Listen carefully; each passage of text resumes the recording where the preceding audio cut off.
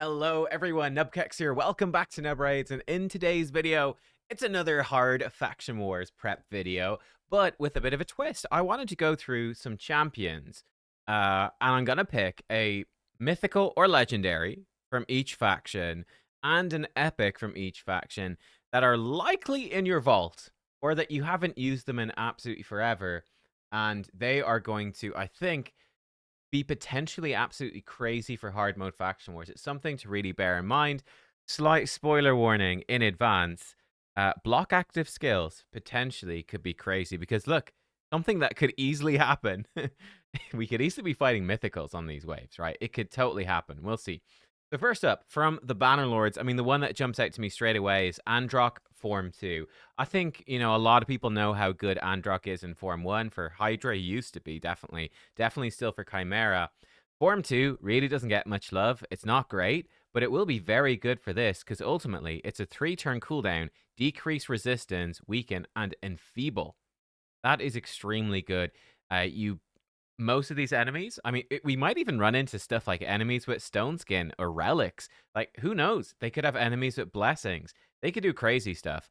Decrease resist, that's going to be huge in case the accuracy requirements are really rough, massive. But, that enfeeble, extremely, extremely good. Their damage dealers won't do anything. Their debuffers, if they're hitting with their debuffs, won't do anything. Especially when they get low HP, it can't be removed. If there are cleansers in the waves, they won't be able to stop that. And I think weaken is probably going to be more important than decreased defense, considering we now have Merciless. We're going to have 20% area bonuses, ignore defense, and potentially relics and stuff as well. Decreased defense is probably a good bit less important than it was before. He also has the full buff strip as well with block buffs, which is cool. And he can put decreased defense A1. So yeah, also is going to decrease enemy turn meter with his passive. I think Form 2 Androck's going to be a freaking monster and finally going to get some use.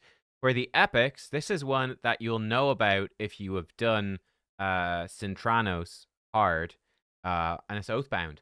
Oathbound, Oathbound, Oathbound. Why is he so good? Well, he does have an AoE nuke, which is decrease attack. Great, and pushes their turn meter back. Good move. He can freeze on his A1. It's a low chance. Books up well, but still, it's good. The big one here is this. It's a 4-turn cooldown. Now, it's 4 hits at random, but each hit can put block active skills. It's a 100% chance for block active skills if the target's under decrease attack. I think you've got Stag Knight, you've got Ursula, yeah, him himself. You've got plenty of really good decrease attack options in this faction. Block active skills, number one, you would know him from Cintranos if you've done the Taurus Marishka wave. I think it's stage 19 or stage 20 or one of those horrible ones in hard mode. Block active skills stops Taurus from counterattacking with his A2. It would stop Fabian counterattacking with his A2 as well, I presume. And it will also stop Mythical swapping form, so this is potentially very good. So yeah, I'm thinking Oathbound could be one. He's probably in most people's vaults. He could be really, really good. Jumping to High Elves next, obvious one for me, the Incarnate. I've talked about this before. Incarnate comes in with Ally Protection, Strengthen, remove shields and 1 random buff from all enemies. Again, if we've got strong buffers or stone skin or anything on the enemy team, could be really good. And then gives your team a shield. And she's got those on 3-turn cooldowns. And then passives to protect Arbiter. Resets Arbiter's revive. And when Arbiter's going to die, she will give Arbiter unkillable. So yeah, I think Incarnate could be potentially extremely good here if there's some really nasty waves to keep Arbiter alive. And yeah, she hasn't, I mean, she's literally the definition of a vault champion, but I think her plus Arbiter could easily form. And you throw in the new fusion as well, you could easily have a strong team there for High Elves. Oh, sorry, I forgot the Epic. Aha, the Epic for the High Elves. Well, I mean, straightforward as well. I think Ethlin the Golden. Likely most of you haven't built him, but he does self-buff increase accuracy, which is great. But then he has an AoE. This has block active skills for 2 turns.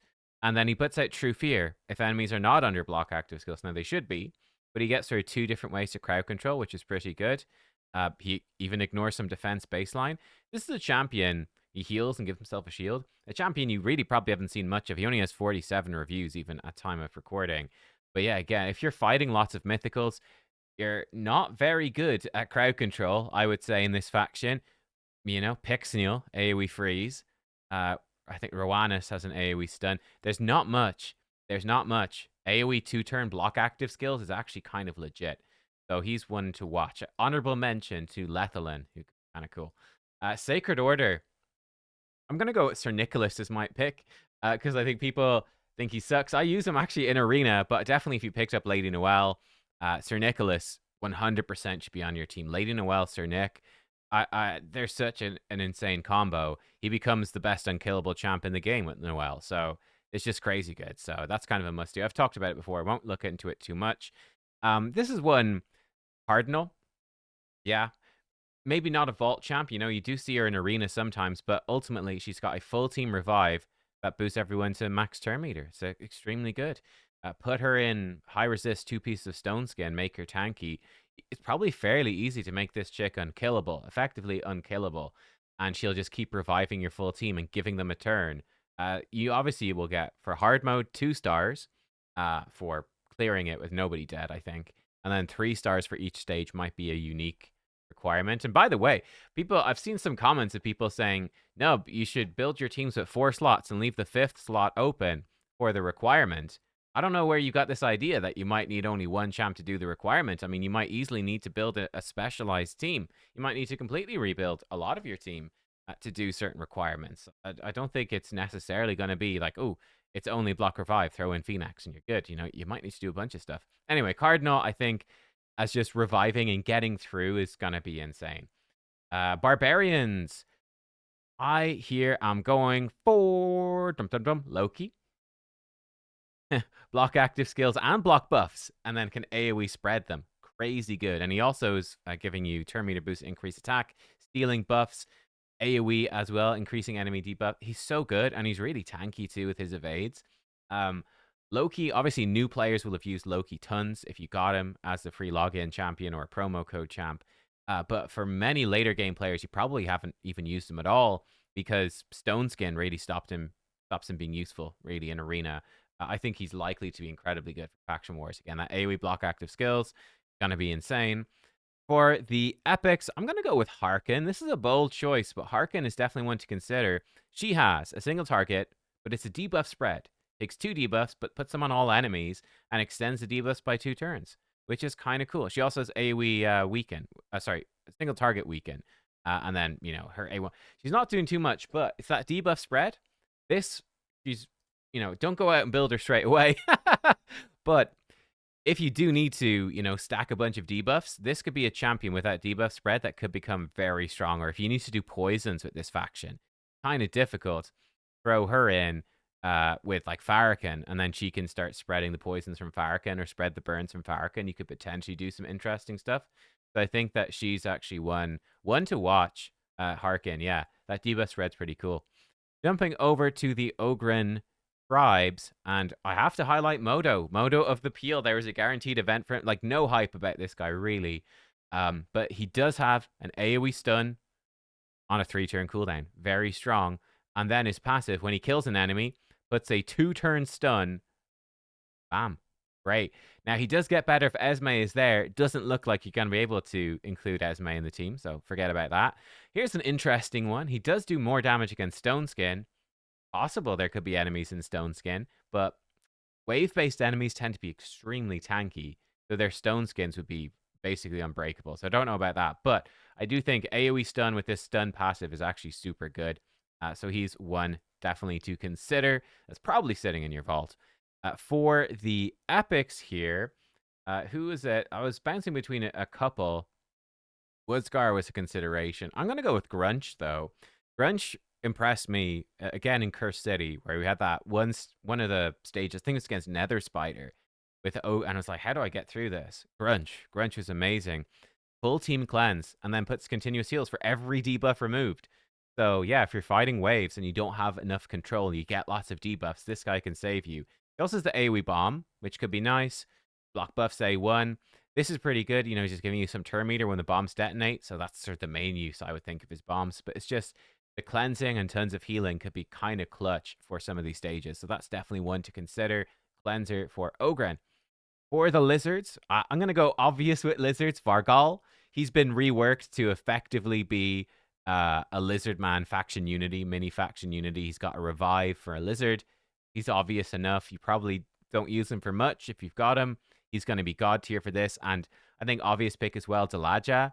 Continuous heals and a big shield for your team. AoE decrease attack. A1, healing, doing some poisons, but also this counter-attacking when a lizard is attacked. Yeah, I think Dalaja is going to be great for keeping your team alive and doing some decent damage. So, 2 obvious picks for lizards, sort of pseudo-faction unity type ones. Over to the Skinwalkers, I gotta give it to my boy Bambus. I'm a huge Bambus fan. Bambus has seen some play at high level in like some Trunda teams and whatnot. But Bambus, he comes in with increased accuracy and attack for your whole team on a 4-turn. Again, this could be really good, right? You might need very high accuracy to get through this. And, we have champs like Wukong, who can use the increased attacks that strong. The single target Enfeeble, also kind of nice. It also does decrease accuracy on all enemies. Again, like if they've got crazy debuffs, this could be pretty good. So he's doing a lot in this skill. This could really get you through some ways. Then his A2 puts a shield equal to 30% max HP on everyone and extends their buffs, which is pretty great. Decreases enemy buff durations as well. AoE, kind of nuts. Increases shield strength.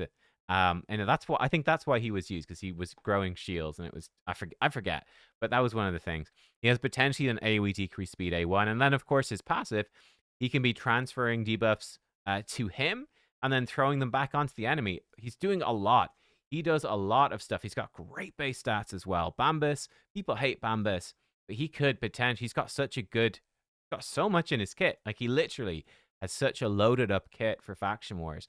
He could be absolutely amazing. And, you kind of, with Marius and Wukong, you've got more than enough damage, let's be real. You're just looking for supports to get you through. For the epics is a bit rough. I do think a Chemtum's an interesting one with stun set, because he can be putting out AoE Hex and then poisons over here and debuff spreading the poisons. But yeah, he starts doing, AoE damage with his passive. I think with stun set, you can start triggering like AoE stuns and whatnot. So I think he could be really good. And he's got a speed aura. So he could actually be quite a good, like, kill them slowly with poisons and stuns.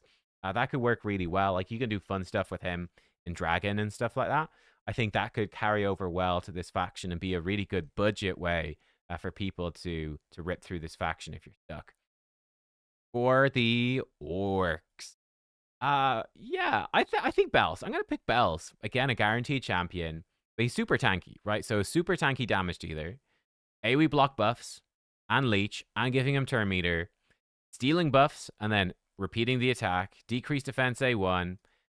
Stacking up his HP and crit damage. He's a good Hydra champion. I think he's perfect for Faction Wars, right? Super tanky, decent damage, good utility. Orcs are, they can be quite squishy. So I think Bells could actually be very helpful for people in general. The epic for Orcs. This is a squishy one, but might be nice. Yelagurna could be an interesting one, like especially if you're running a more aggressive team with like a Kreela or something like that. But she's one to watch because she does revive an ally with half HP when she kills an enemy. And she does have a single target block active skills, which is cool as well, and an AoE decrease attack. So she could be decent. She could be a decent damage dealer that's bringing some utility with the revive and an AoE decrease attack. That single target block active skills, she's got some potential. I think she does have some potential to be helpful. Again, I wouldn't rush out to build her, but, locking out a key enemy, bringing some revives in could be clutch if there's nasty mythicals to fight. For the Demonspawn, Countess Lix is the one for me. So she's got AoE decreased speed with turn meter pushback. She has an AoE block active skills and also decreasing ally cooldowns by a turn, which is nice. It's a long cooldown, 5-turn cooldown for 1 turn off yours. But still, I think you come in, right? You come into wave 1, she pushes their turn meter back, decrease speed. Coming into wave 2, AoE block active skills and decreasing ally skill cooldowns could make wave 2 way easier. And yeah, she's got some turn meter there. Yeah, so simple, but a nice bit of control in her kit. For the epics, I will say Umbral. This is an obvious one, but look, 2 turns provoke. That's insane, right? And again, you've got that. That's a very strong combo, the 2 of them together. You AoE provoke with Umbral wave 1. Wave 2, you come in and block active skills to Countess Lix, reduce the cooldown. Wave 3, Umbral's back with the provoke. Very nice little combo. Definitely worth considering. For the Undead Hordes, I'll pick Vlad. He's an obvious one, but AoE decreased defense block active skills. And then AoE Leech and Turn Meter. Yeah, great. Great. What a kit. It's simple but effective. 3 really good debuffs for this mode. And yeah, cool. Short cooldowns. Great. I think Vlad will be very useful. For the epics, honestly, the epics are kind of weak here. I struggled a bit. I think Kafru is a maybe. Kafru does come in, gives himself unkillable and taunt. So you got taunt in the faction. And then he's got AoE attack. And yeah, he's just, he's decreasing the damage you receive as well. So he could be kind of okay as just build him as a tanky damage dealer. And he'll be reducing the damage your team takes, potentially a lot with taunt, doing some damage, heals himself up. Could be kind of good. I think he could be kind of good if you're really struggling in this faction as that survivable damage dealer. Like you probably, hopefully have Fabian. You're going to have good control. I think the taunt pairs well with Fabian. I wouldn't be rushing out to build Caffrey myself, but it's worth noting. For Dark Elves, I'm going with Aphidus Form 2. Again, this guy has no hype whatsoever, but AoE Provoke on a 3-turn with Strengthen and Increased Defense for your team. AoE Stun on a 3-turn with 2 continuous heals for your team. Puts out Increased Accuracy and boosts whoever. That's nice. And he also, by the way, has a 40% chance to stun an enemy whenever he's attacked. Also puts Weaken. Great. He's insane. This guy is a crowd control monster, also bringing a ton of buffs. He's going to be absolute god tier for Dark Elves, and I think Dark Elves is a fairly weak faction. Shout out to Tremeria for being buffed and being good for this now as well. For the epics, there's a few here we could pick. I will go for Delver. I think Delver is really underrated. Delver's cool, though. This is the move. 4-turn cooldown, mind you, but attacks all enemies. Increase attack on her before attacking. Decrease defense on her targets before attacking as well. Seems good. And then some single target nukes. She's a pretty decent one to consider. I will also say Madame Sarah stands out to me as like a vault champ. But my god, full buff strip with decreased attack, decreased defense is just so good. And she can also be pumping out fears when she's attacked, which is really nice. And she's tanky. So she's a solid pick as well. Yeah, Dark Elves. For the Knights Revenant, I will pick Fortis. I do think, again, super tanky damage dealer. Very survivable. He has an entire cheat death mechanic. He makes True Fear stronger. And I definitely think with Mad Hatter, they're such a good combo. Mad Hatter with his passive is going to be pumping out True Fears every 6 turns taken by enemies. He True Fears everyone. You're going to have Mad Hatter built well on your account if you've got him because he's that good. Fortis really going to benefit and just start nuking them, making those True Fears stronger. He has True Fear himself. Yeah, I think Fortis actually looking pretty juicy for this. And obviously, if you've got Queen of Hearts, the stronger champs with Fear as well, like, yeah, it starts to really go crazy. For the epics, again, we've got some of the obvious one. I will highlight Miscreated Monster. Again, he's a well-known great champion, but ally protection on your team, AoE stun with shield for your team. You could be fearing enemies as well. Really good. Again, combos with Fortis. Just lots of protection for your team, lots of stuns. He could be a great carry for this faction. For the Dwarves, there's a couple here. I'll go with Kira the Watcher. Terrible champion that no one has ever used, but actually really good for this. Ally protection, increased defense on a 3-turn. AoE decreases enemy buffs by a turn and decrease accuracy. Her A1 can decrease attack, and she puts out decrease attack when an ally's attacked under ally protection. She's like a mini Krisk. Also visually, really cool, by the way. But yeah, I think Kira, you use her for the Mikage fusion. She's never been used other than that because anyone who has her just fused her up. She's actually phenomenal for this. Yeah, good buffs and nice debuffs. Could be pretty clutch for keeping your team alive. And for the epics, I do have to go for Gala. Gala could do all the damage you need for this faction. She has Ignore Defense built in. 25% Ignore Defense there. 50% Ignore Defense there. 30% Ignore Defense there. You get 20% more from area bonuses. You can put her in Merciless set. And Blood Shield accessories that's her guarantee she's got a shield. She's going to be absolutely crazy single target damage. Will destroy bosses. Will just one-shot everything in the waves, one by one, with some extra turns. She could be just absolutely nuts. Yeah, I just think Merciless and area bonuses, she's going to be just bonkers damage. With Merciless area bonuses, she's got 100% Ignore Defense on this. And it's going to heal her for loads. 50% of the damage he does and give her a huge shield, she's going to be very strong. Surprisingly good budget pick in a way, as long as you got any good Merciless. For the Shadowkin, Gamoran, buffed recently, he's crazy good. So he has AoE buff steal and then buff spreads, puts them all on your team. So again, if the enemies are tough, that's really good. He has a revive with his passive, really good. He can block revive over here, where you can heal your team otherwise. Yeah, and he's got block active skills A1 too. I think Gamoran, he's well worth considering. Like, if these waves are really, really tough, this move is going to be insanely good. Unless the enemy's in like a protection set or something. But still, that's such a great move. And the passive revive, I think, could be super clutch. For the epics, I have to go with Sachi. I think Sachi's really cool. So increase attack and turn meter boosting is nice. You know, especially if you to switch Mikage into Form 2, which is likely. Mikage Form 2 to carry through the waves.